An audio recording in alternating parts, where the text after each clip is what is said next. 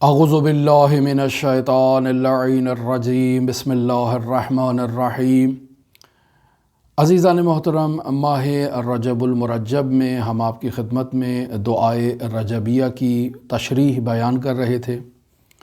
ہم نے بیان کیا کہ رجب المرجب میں دو دعائیں امام جعفر صادق علیہ السلام سے بیان ہوئی ہیں۔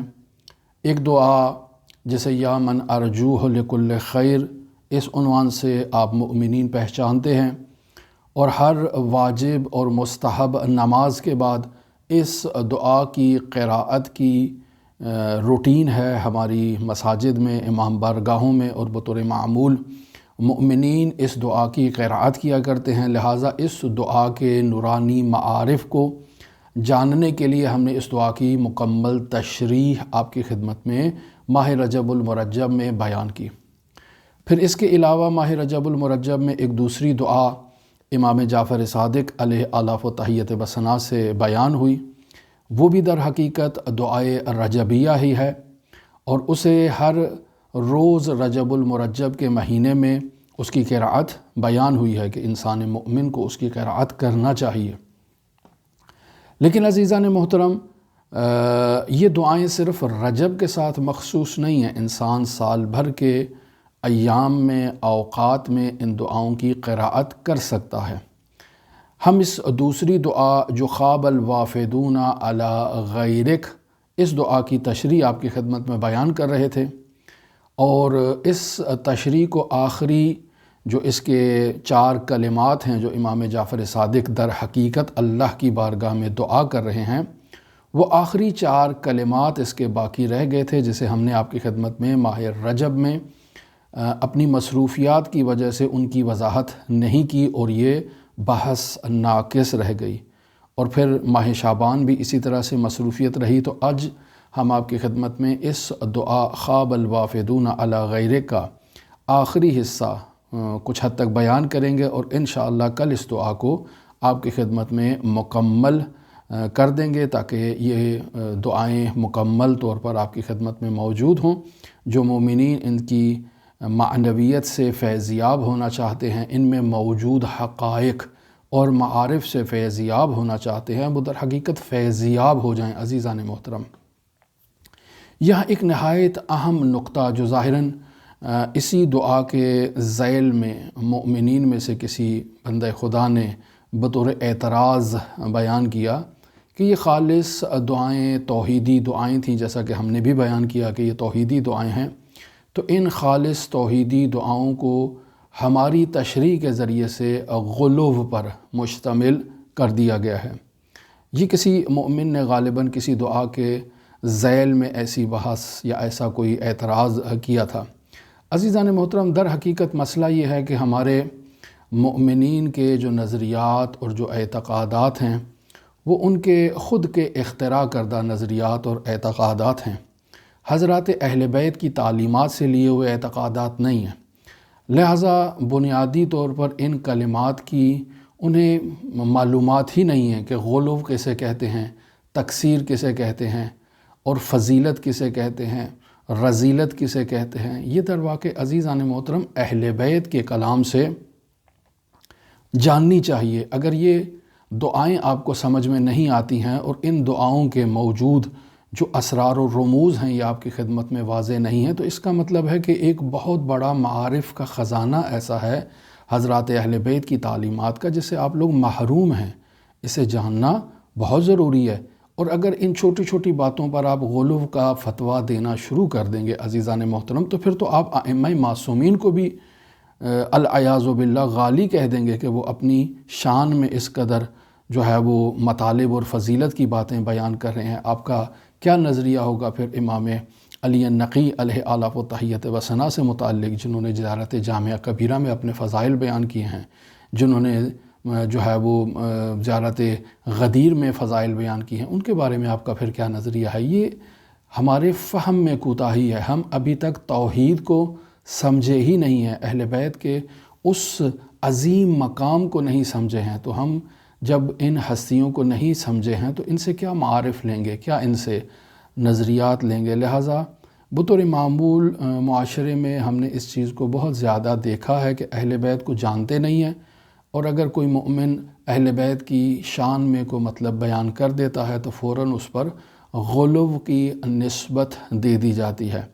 عزیزان محترم، یہاں ایک اہم نقطہ آپ اپنے ذہن نشین کر لیں کہ کبھی بھی اہل بیت نے خود کو اللہ کے سامنے لا کر کھڑا نہیں کیا اس انداز میں کہ اللہ کی مد مقابل یہ ہستیاں مستقل ہیں اور خود سے جو ہیں وہ منبع فیض ہیں اور خداوند متعال سے استقلال رکھتی ہیں۔ کبھی ایسا نہیں ہے۔ لہٰذا ان ہستیوں سے اگر کوئی شخص دعا کا تقاضا کرتا ہے تو در واقع وہ اللہ ہی کی بارگاہ سے دعا کا تقاضا کر رہا ہے۔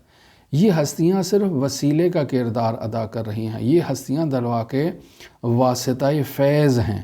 تو در واقع اگر کوئی شخص ان ہستیوں سے ڈائریکٹ مطالبہ کر رہا ہے تو ان ہستیوں سے ڈائریکٹ مطالبہ کرنے والا مومن بھی در حقیقت اللہ ہی کی بارگاہ میں سوال کر رہا ہے۔ پس ان ہستیوں سے مانگے یا اللہ سے مانگے، مانگ وہ اللہ ہی سے رہا ہے، چونکہ ان ہستیوں کے استقلال کا قائل نہیں ہے۔ یہ نہایت ہی اہم اور ظریف نقطہ ہے جس سے مومنین بسا اوقات غفلت کرتے ہیں۔ عزیزان محترم، نہ تو ائمہ معصومین نے کبھی اپنے استقلال کا اظہار کیا ہے اور نہ ہی مانگنے والا مومن استقلال کا اظہار کر رہا ہے کہ یہ ہستیاں خداوند متعال سے مستقل ہیں۔ لہٰذا اگر کوئی شخص ان ہستیوں کے دروازے پر جاتا ہے، ان ہستیوں کے حرمہائے مطہر میں جاتا ہے اور جا کر کہتا ہے کہ مولا مجھے بیٹا دے دے، مولا مجھے نوکری دے دے، مولا مجھے شفا دے دے، تو در واقع وہ اللہ ہی کی بارگاہ سے سوال کر رہا ہے۔ کیوں؟ چونکہ یہ ہستیاں باب اللہ ہیں۔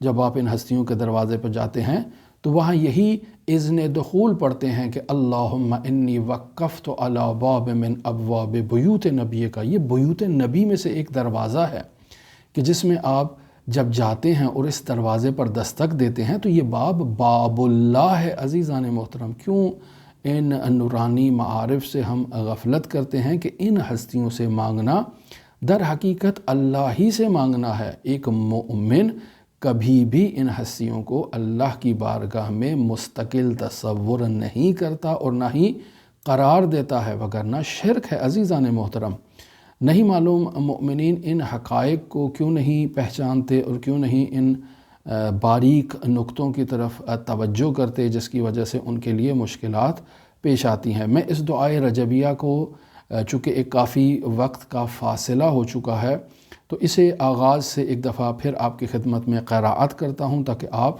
متوجہ ہو جائیں اس دعا کے مضامین کی طرف۔ مثلا امام جعفر صادق علیہ السلام ارشاد فرماتے ہیں خواب الوافدون علی غیرک، کہ اے میرے پروردگار جو تیرے غیر یعنی تیرے علاوہ تیرے غیر کے دروازے پر جاتا ہے، خواب الوافدون علی غیرک، تو جو تیرے غیر کے دروازے پر جاتا ہے اور تیرے غیر سے اپنی حاجات کا تقاضا کرتا ہے، وہ در واقع ناکام ہے، نامراد ہے، مایوس ہے۔ بس اگر اہل بیت کے دروازے پر جاتا ہے تو اہل بیت غیر اللہ نہیں ہے۔ عزیزان محترم، غیر اللہ تب بنیں گے جب یہ ہستیاں اللہ کے مد مقابل خود استقلالی وجود کا دعویٰ کریں، جو انہوں نے نہیں کیا ہے۔ یا ان ہستیوں سے اگر مانگا جائے تو یہ اللہ سے مستقل آپ کو کچھ عطا کریں، جبکہ یہ ہستیاں خود محتاج ہیں، جو کچھ بھی عطا کرتی ہیں اللہ ہی کی بارگاہ سے ہے۔ ہم اپنے باپ سے مانگتے ہیں تو کبھی شرک نہیں آتا ہے ہمارے گھروں میں۔ ہم اپنے ماں سے مانگ لیتے ہیں، دادی سے مانگ لیتے ہیں، دادا سے مانگ لیتے ہیں، تو پھر کوئی نہیں کہتا کہ یہاں ہم ان سے مانگ رہے ہیں تو ہم مشرک ہیں۔ اہل بیت کے دروازے پر جا کر اگر انسان مانگ لے تو پھر فوراً شرک کی بات آ جاتی ہے۔ کیوں آتی ہے؟ اس کی بنیادی وجہ یہ ہے کہ ہم ان نورانی حقائق کو سمجھے ہی نہیں ہیں۔ ان سے مانگنا در واقع خدا ہی سے مانگنا ہے، یعنی ان کے خزانے میں جو کچھ بھی ہے وہ اللہ ہی کا ان ہستیوں کو دیا ہوا ہے۔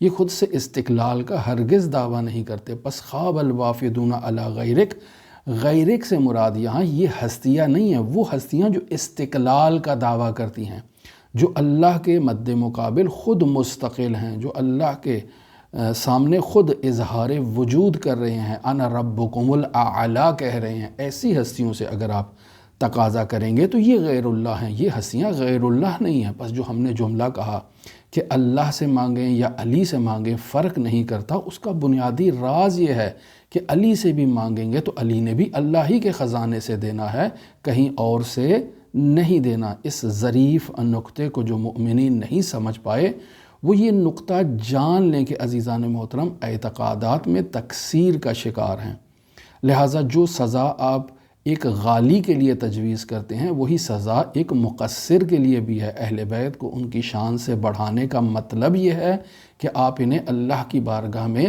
مستقل قرار دیں، لیکن کوئی بھی مومن ان ہستیوں کو اللہ کی بارگاہ میں مستقل قرار نہیں دیتا ہے۔ ہر مومن اس بات کا اعتراف کرتا ہے کہ یہ ہستیاں اللہ کی بارگاہ میں سجدہ ریز ہیں، یہ اللہ کی بارگاہ میں مناجات کرتی ہیں، دعا کرتی ہیں، ان کی اولاد ہوتی ہے۔ تو جو مومن ان نظریات کا قائل ہے وہ ہرگز شرک میں مبتلا نہیں ہے، لیکن جو افراد انہیں ان کے مقام و منزلت سے گراتے ہیں وہ یقیناً 100% تقصیر کا شکار ہیں عزیزان محترم۔ لہٰذا اس تقصیر سے اللہ کی بارگاہ میں پناہ لینی چاہیے۔ لہٰذا حضرت کیا فرماتے ہیں؟ خواب الوافدون علی غیرک، اے میرے پروردگار جو تیرے غیر کے دروازے پر جاتا ہے، اس غیر کے جو مستقل ہے، جو خود تیرے مد مقابل اظہار وجود کر رہا ہے، جو مستقل ہے، استقلال رکھتا ہے، انا ربکم الاعلی کا دعوے دار ہے۔ جو کوئی شخص کسی ایسے دعوے دار کے پاس جاتا ہے یا کسی ایسے شخص کے پاس جاتا ہے کہ جس شخص کے لیے اس جانے والے کا نظریہ یہ ہے کہ یہ ربکم الاعلی کا مصداق ہے، یہ مستقل ہے، اللہ کے مد مقابل ہے، اگر ایسے شخص سے جا کر تقاضا کریں گے تو خواب الوافدون علی غیرک، بس یہاں علی مرتضیٰ سے مانگنا یا حسن مجتبیٰ سے مانگنا اس کا یہ مصداق نہیں ہے۔ کیوں؟ چونکہ یہ ہستیاں غیر اللہ نہیں ہیں عزیزان محترم۔ لہٰذا خواب الوافدون علی غیرک، جو تیرے غیر کے دروازے پر جاتا ہے وہ رسوا ہے، وہ ناکام ہے، نامراد ہے، اسے اس کا نتیجہ حاصل نہیں ہوگا۔ وَخَسِلَ الْمُتَعَرِّضُونَ إِلَّا لَكَ، اور جو اپنی حاجات کو کسی ایسے غیر کے سامنے پیش کرتا ہے جو ربکم الاعلی کا مصداق ہے، جو خود اظہار وجود کر رہا ہے اللہ کے مد مقابل، خسر المتعرضون، تو یہ اپنی عرضیاں اس کے سامنے پیش کرنے والا خسارت میں ہے، مگر یہ کہ وہ تیری دروازے پر آئے اور تیرے باب پر آ کر جو ہے وہ اپنی حاجات کو اور اپنی عرضیوں کو تیری بارگاہ میں پیش کرے۔ پھر فرماتے ہیں وَضَاعَ الْمُلِمُّونَ إِلَّا بِكَ، اور وہ جو تیرے غیر کے ہاں جاتا ہے اور وہاں جا کر وہ اپنی جو ہے وہ محنت کرتا ہے، جد و جہد کرتا ہے، اس کی ساری تغدو تیرے غیر کے دروازے پر پہنچنے میں ہے، ضاع، اس کی یہ تمام جد و جہد جو ہے وہ نابود ہو گئی، ضائع ہو گئی، الا بک، مگر یہ کہ وہ تمام جد و جہد جو ہے وہ تیرے دروازے پر پہنچنے میں کرتا ہے۔ تو عزیزان محترم یہ کس قدر توحیدی معارف ہیں، ہم ان کے اندر توحیدی اسرار کو جانے ہی نہیں ہیں۔ یہ امام جعفر صادق کے الفاظ ہیں، امام جعفر صادق کے کلمات ہیں عزیزان محترم۔ لہٰذا حضرت کیا فرماتے ہیں وَأَجْدَبَ الْمُنْتَجِعُونَ إِلَّا مَنِ انْتَجَعَ فَضْلَكَ، یعنی جو تیرے فضل و کرم کو نظر انداز کر کے غیر کے دروازے پر جاتا ہے اور غیر کے دروازے پر جا کر جو ہے وہ اپنی زندگی میں ہریالی کا متمنی ہے اور تقاضا مند ہے، تو وَأَجْدَبَ الْمُنْتَجِعُونَ، تو وہ درواقع اس کے حصے میں کیا آئے گا؟ قحط ہی آئے گی، اس کے حصے میں نامرادی ہی آئے گی، کسی قسم کی کوئی ہریالی نہیں ہوگی، اور وہ جس مقصد کی خاطر تیرے غیر کے دروازے پر گیا ہے اسے وہ جو ہے وہ سیرابی نصیب نہیں ہوگی، اسے وہ نعمات الہیہ اس کے نصیب میں نہیں آئیں گی عزیزان محترم۔ پھر حضرت کیا فرماتے ہیں؟ پھر حضرت فرماتے ہیں بابو کا مفتوح للراغبین، اے میرے پروردگار تیرا دروازہ کھلا ہے ہر اس شخص کے لیے جو تیری طرف رغبت کرتا ہے، جو تیری طرف راغب ہے۔ بابو کا مفتوح، تیرا دروازہ مفتوح ہے، کس کے لیے مفتوح ہے؟ للراغبین، رغبت رکھنے والوں کے لیے تیرا دروازہ مفتوح ہے۔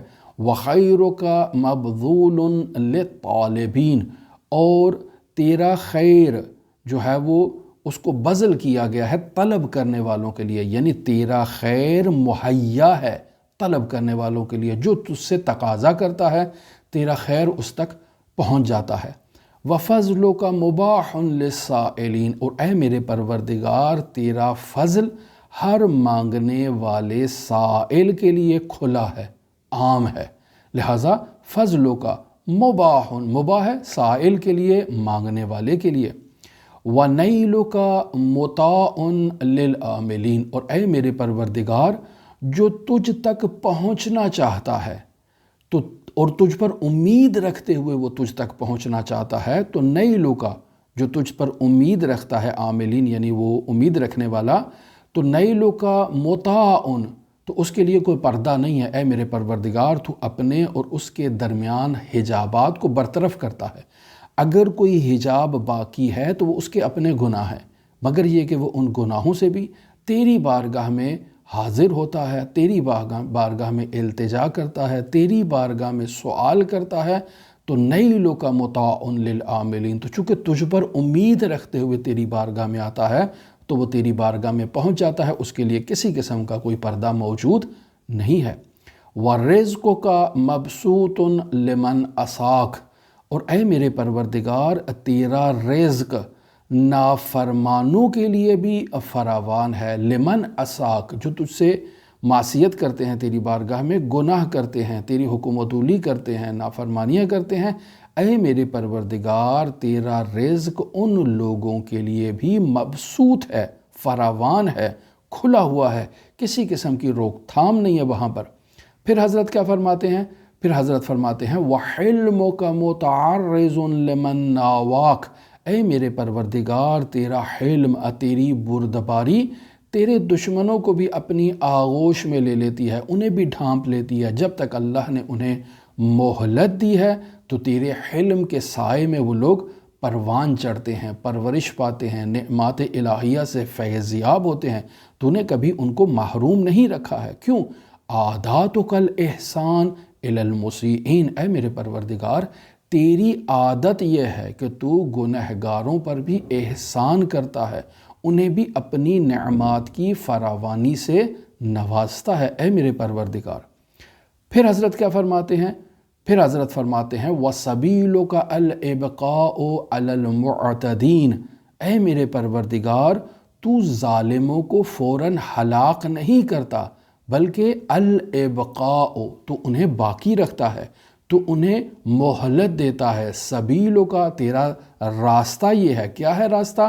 الْإِبْقَاءُ عَلَى الْمُعْتَدِينَ کہ تو ان ظالموں کو جو ہے وہ باقی رکھتا ہے، انہیں مہلت دیتا ہے، اور انہیں مہلت دینا، انہیں باقی رکھنا تیری حکمت کا لازمہ ہے۔ بس یہاں تک عزیزان محترم جو کچھ بھی تھا وہ درواقع خداوند متعال کی تعریف و تمجید تھی، خداوند متعال کی شان تھی، خداوند متعال کی عظمت کی طرف اشارہ تھا۔ یہاں سے امام جعفر صادق بنیادی طور پر اللہ کی بارگاہ میں 4 مطالبات کر رہے ہیں۔ بس اس دعائے رجبیہ میں امام علیہ السلام اللہ کی بارگاہ میں صرف 4 تقاضے لے کر حاضر ہوئے ہیں، لیکن ان تقاضوں کو بیان کرنے سے پہلے اللہ کی شان میں اللہ کی جو عنایات اللہ کے بندوں کی طرف ہیں ان کی طرف اشارہ کر رہے ہیں کہ خداوند متعال کس قدر اپنے بندوں کی طرف توجہ کرتا ہے۔ لہٰذا حضرت امام جعفر صادق کیا تقاضا کر رہے ہیں؟ پہلا تقاضا فَاہْدِنِی ھُدَى الْمُہْتَدِینَ، اے میرے پروردگار مجھے ان لوگوں کی ہدایت عطا فرما کہ جنہیں تو نے ہدایت عطا کی ہے۔ فَاہْدِنِی مجھے ہدایت عطا فرما، کون سی ہدایت؟ ہدا وہ والی ہدایت، المہتدین جو تو نے مہتدین کو ہدایت عطا کی ہے تو مجھے وہ ہدایت عطا کر۔ وَارْزُقْنِی اور اے میرے پروردگار میرا رزق قرار دے، کیا چیز رزق قرار دے؟ اجتہاد المجتہدین کہ وہ لوگ جو تیری بارگاہ میں پیش ہونے کے لیے ہمت کرتے ہیں، جد و جہد کرتے ہیں، سعی و کوشش کرتے ہیں، تو اے میرے پروردگار تو مجھے انہی کوشش کرنے والوں کی کوشش عطا کر، انہی جد و جہد کرنے والوں کی جد و جہد مجھے بھی عطا کر، انہی سعی و کاوش کرنے والوں کی سعی و کاوش تو مجھے بھی عطا کر، تاکہ میں بھی اسی طرح سے تیری بارگاہ میں پہنچنے کے لیے سعی و کاوش اسی انداز میں کروں جیسے یہ مجتہدین سعی و کاوش کر رہے ہیں۔ وَلَا تَجْعَلْنِی مِنَ الْغَافِلِینَ الْمُبَعِّدِینَ اے میرے پروردگار مجھے غفلت کرنے والوں میں، تیری بارگاہ سے دوری اختیار کرنے والوں میں سے قرار نہ دینا اے میرے پروردگار۔ مجھے تو ان افراد کی طرح قرار نہ دے جو غافل ہیں، میں غافل نہیں ہونا چاہتا، میرے مالک میرے خالق مجھے غافلین میں سے قرار نہ دے۔ وَاغْفِرْ لِي یوم الدین، اے میرے پروردگار مجھے یوم جزا، یوم حساب کتاب، جب سب لوگ تیری بارگاہ میں آئیں گے، اے میرے پروردگار مجھے اس دن تو بخشش فرما۔ عزیزان محترم، یہ مکمل وہ دعائے رجبیہ ہے جسے ماہ رجب المرجب میں ہر روز قراءت کا حکم ہوا ہے۔ پھر ہم نے بیان کیا وہاں آغاز ہی میں کہ یہ دونوں دعائے رجبیہ صرف رجب کے ساتھ مخصوص نہیں ہیں، انسان سال بھر کے دوسرے ایام میں بھی، جیسے ابھی شعبان کا مہینہ جاری ہے، انسان ان دعاؤں کو ان پاکیزہ دنوں میں ایام میں بھی قراءت کر سکتا ہے، اللہ کی بارگاہ میں تقاضا کر سکتا ہے، لہٰذا انسان کو تقاضا کرنا چاہیے۔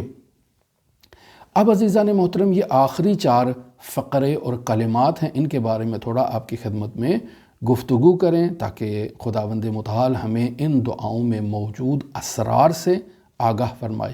آج ہم صرف پہلے جملے کے بارے میں گفتگو کریں گے اور باقی 3 جملے انشاءاللہ کل پر موکول کرتے ہیں۔ آج زیادہ وقت جو ہے وہ ہمارا مقدماتی گفتگو میں لگ گیا۔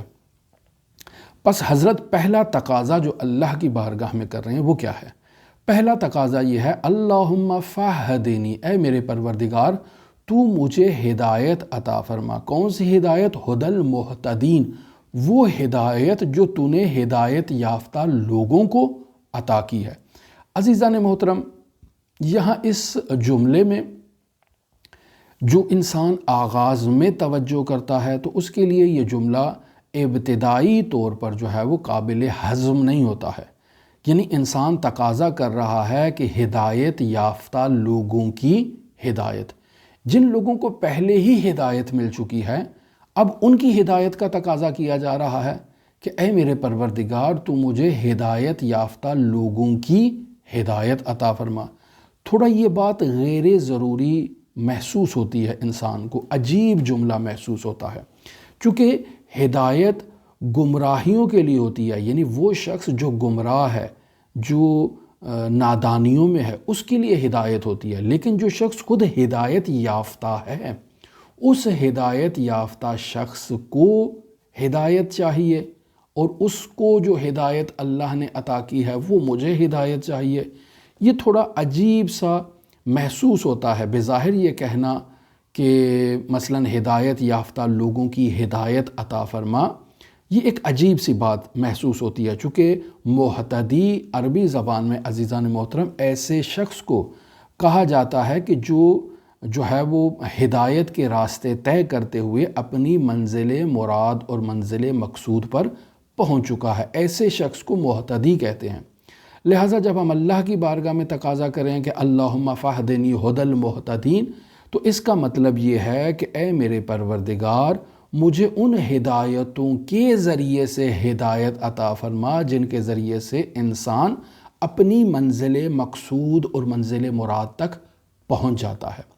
بس چونکہ امام جعفر صادق تقاضا کر رہے ہیں ہدایت کا، تو اس کا مطلب ہے حضرت ہدایت کا تقاضا ایک دفعہ تو یہ ہے کہ تعلیم دینے کے لیے حضرت کر رہے ہیں، مجھے اور آپ کو سبق دینے کے لیے کر رہے ہیں۔ لیکن اگر لسان مبارک امام جعفر صادق کی طرف توجہ کی جائے کہ وہ یہ جملہ کہہ رہے ہیں کہ اللہم فہدنی ہدی المہتدین، تو اس سے کیا مراد ہے؟ اس سے مراد بھی کوئی حضرت امام جعفر صادق خود ہدایت یافتہ ہیں، پھر وہ اس ہدایت کا تقاضا کر رہے ہیں، تو وہ ایک ایسی ہدایت کا تقاضا کر رہے ہیں کہ جس ہدایت کے ذریعے سے لوگ اللہ کی بارگاہ میں شرف یاب ہو چکے ہیں۔ بس حضرت ایک ایسی چیز کا اللہ کی بارگاہ میں تقاضا کر رہے ہیں، یعنی وہی تقاضا جو خداوند متعال سورہ انعام کی آیت نمبر 90 میں ارشاد فرماتا ہے، مثلا اولئک الذین ھدی اللہ، یعنی یہ وہ لوگ ہیں جنہیں اللہ نے ہدایت دی ہے۔ یعنی کیا مراد؟ یعنی اللہ نے ہدایت دی ہے، یعنی اللہ انہیں منزل مراد منزل مقصود تک پہنچا چکا ہے، اللہ نے انہیں راستے میں نہیں چھوڑا۔ عزیزان محترم، چونکہ جب ہم ہدایت کی بات کرتے ہیں تو ایک دفعہ ہدایت کی یہ بات ہوتی ہے کہ انسان کسی کی رہنمائی کرتا ہے، اسے ایک راستے تک آگے لے کر چلتا ہے اور پھر راستے میں جا کر اس کو چھوڑ دیتا ہے اور کہتا ہے اسی راستے پر، اسی روڈ پر اگر تم چلتے جاؤ گے تو تم فلاں جگہ پر پہنچ جاؤ گے جہاں تمہیں پہنچنا ہے۔ تو انسان اس کو منزل مراد تک پہنچا کر نہیں آیا، بلکہ کچھ راستے تک اس کے ساتھ آیا ہے اور آگے اس کو گائیڈ کر دیا ہے کہ تم خود ہی چلے جاؤ۔ یہ بھی ہدایت ہے، لیکن ایک دفعہ یہ ہے کہ انسان اس کا ہاتھ پکڑتا ہے اور اس کو اس کی منزل پر پہنچا کر آتا ہے، یہ دوسری ہدایت ہے۔ پس ان دونوں ہدایتوں میں فرق یہ ہے کہ پہلی ہدایت میں راستہ دکھا دیا گیا ہے کچھ حد تک آگے لے جا کر، جبکہ دوسری ہدایت میں منزل تک پہنچایا گیا ہے۔ تو جس انسان کا اللہ تک پہنچنا ہدف ہے، غرض ہے، اللہ سے ملاقات کرنا جس کا ہدف اور غرض ہے، تو پس اس سلوک اللہ کے سفر میں اگر انسان کو راستہ دکھا دیا جائے تو یہ جو ہے وہ ہدی المہتدین کا مصداق نہیں ہوگا۔ لہٰذا وہ کہ انسان کا ہاتھ پکڑا جائے اور اس کو اس کی منزل مراد پر جا کر لے جایا جائے اور وہاں اس کو اس کے مطلوب سے، اس کے مراد سے ملا دیا جائے، تو یہ درواقع وہ آیت کریمہ کہ اولئک الذین ھدی اللہ، جنہیں اللہ نے ہدایت دیا، یعنی اب ان کا کام بالکل مکمل ہو چکا ہے، کسی قسم کا نقص موجود نہیں ہے۔ جس منزل پر ان لوگوں نے پہنچنا تھا، اللہ تبارک و تعالیٰ نے اس منزل پر، اس مقام پر ان لوگوں کو پہنچا دیا ہے۔ لہٰذا اگر ناقص رہے، یعنی اسے منزل پر نہ پہنچایا جائے، تو پھر یہ مہتدی کا مصداق نہیں ہوگا۔ مہتدی کا مصداق اس وقت ہوگا جب آپ اس کا ہاتھ پکڑتے ہیں، منزل مراد پر اسے جا کر پہنچا دیتے ہیں۔ لہٰذا امام جعفر صادق یہاں جو تقاضا کر رہے ہیں، مثلا اس چیز کا تقاضا کر رہے ہیں جو خداوند متعال نے قرآن مجید میں ارشاد فرمایا، اولئک الذین ھدی اللہ، اللہ نے انہیں ہدایت دی ہے۔ اللہ نے ہدایت دیا یعنی ان کو ان کی منزل پر پہنچا دیا ہے۔ جب اللہ نے پہنچا دیا ہے تو امام اس شخص کی طرف توجہ فرما رہے ہیں جو منزل پر پہنچا ہوا ہے، جو اللہ کی ملاقات سے فیض یاب ہو رہا ہے۔ ایسے شخص کی ہدایت کا اللہ سے تقاضا کیا جا رہا ہے کہ اللہم، اے میرے پروردگار، فہدنی، مجھے بھی ہدایت فرما۔ کون سی ہدایت؟ ھدی المہتدین، ان لوگوں کی ہدایت جو مہتدی ہیں، یعنی جنہیں تو نے منزل پر پہنچا دیا ہے۔ یعنی کیا مراد؟ یعنی اللہم فہدنی ھدی الانبیاء، اے میرے پروردگار مجھے تو انبیاء والی ہدایت عطا فرما کہ تو نے انبیاء کو ان کا ہاتھ پکڑ کے انہیں ان کی منزل پر پہنچا دیا ہے۔ جب تو نے انہیں ان کی منزل پر پہنچا دیا ہے تو منزل پر پہنچنے کے بعد کسی کے پیر ڈگمگاتے نہیں ہیں، انسان لغزش میں مبتلا نہیں ہوتا ہے۔ لہٰذا خداوند متعال سورہ یوسف کی آیت نمبر 108 میں ارشاد فرماتا ہے، قُلْ هَٰذِهِ سَبِيلِي أَدْعُو إِلَى اللَّهِ عَلَىٰ بَصِيرَةٍ أَنَا وَمَن تَبَعَنِي، یعنی اے میرے پروردگار، یعنی یہ خطاب ہو رہا ہے، قل، اے میرے حبیب ان سے کہہ دیجئے، هَٰذِهِ سَبِيلِي، یہ میرا راستہ ہے، کہ ادعو الی اللہ، کہ اس راستے میں اللہ کی طرف جو ہے وہ پکارا جاتا ہے، علی بصیرت، بصیرت کے ساتھ۔ کون پکارنے والا ہے؟ آنا، یعنی میں دعوت دینے والا ہوں، ومن اتبعنی، اور وہ جو میری پیروی کرنے والا ہے۔ پس میں اور میرے پیروکار پوری بصیرت کے ساتھ لوگوں کو اللہ سے ملاقات کے لیے دعوت دیتے ہیں اور اللہ کی طرف انہیں پکارتے ہیں۔ پس در واقع اللہ کی بارگاہ میں یہ تقاضا کیا جا رہا ہے کہ وہ لوگ جو اللہ تک پہنچ چکے ہیں اور اس راستے میں کسی قسم کی گمراہی ان کا مقدر نہیں بنی ہے، چونکہ بس اوقات انسان اللہ کی طرف سفر کر رہا ہوتا ہے تو راستے میں گمراہ ہو جاتا ہے، راستے میں بھٹک جاتا ہے، راستے کو کھو بیٹھتا ہے، اللہ کی طرف جانے کی بجائے وہ غیر اللہ کی طرف اپنا راستہ موڑ دیتا ہے۔ پس ایسا انسان ہرگز منزل مراد اور منزل مقصود پر نہیں پہنچا ہے۔ جب نہیں پہنچا ہے تو مجھے ایسے شخص کی ہدایت نہیں چاہیے، مجھے ایسے شخص کی ہدایت چاہیے جو نہ گمراہ ہوا ہو، نہ راستہ بھٹکا ہو اور نہ ہی غیر خدا تک پہنچا ہو، بلکہ ڈائریکٹ راستہ ہدایت طے کرتے کرتے اے میرے پروردگار وہ تیری بارگاہ میں پہنچ چکا ہو، تو مجھے اے میرے پروردگار ایسے شخص کی ہدایت عطا فرما۔ لہٰذا فہدنی، مجھے وہ ہدایت عطا فرما۔ وہ ہدایت کون سی ہے؟ ہدی المہتدین، یعنی مہتدین کی ہدایت تو مجھے عطا فرما۔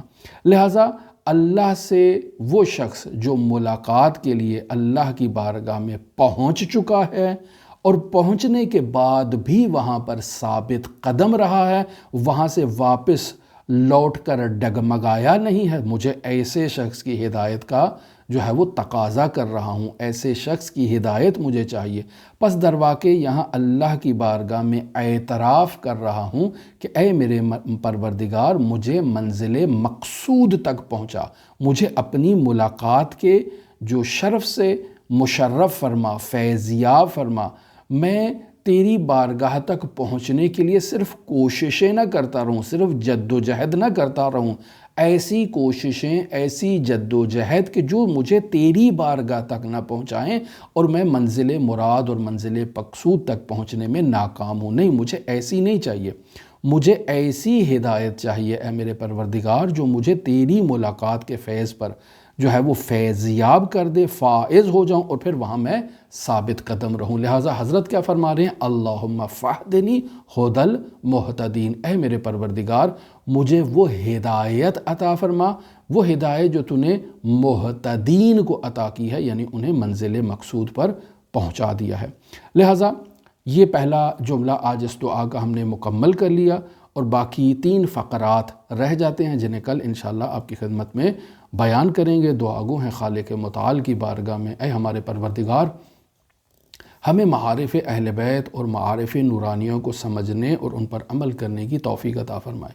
دعا گو ہیں خالق متعال کی بارگاہ میں جو مومنین ہم سے حاجات کا تقاضا کرتے ہیں، پروردگار ان کی حاجات کو پورا فرما، ہمارے اوپر اپنی رحمتیں برکتیں نازل فرما، آفات و بلیات سے ہماری حفاظت فرما۔ اے میرے پروردگار جو مرحومین ہمارے اور ہمارے عزیز و اقارب کے اور ہمارے جاننے والے مومنین کے، یا وہ مومنین جو ہم سے دعا کا کہتے ہیں، پروردگار ان تمام کے جو مرحومین ہیں انہیں جوار رحمت میں جگہ عطا فرما۔ ہم سب کی دلی آرزو منجی عالم بشریت حضرت صاحب العصر، صاحب الامر، صاحب الزمان کے ظہور میں تعجیل فرما، اور ہمیں حضرت کے اصحاب و اعوان و انصار کی فہرست میں شمار فرما۔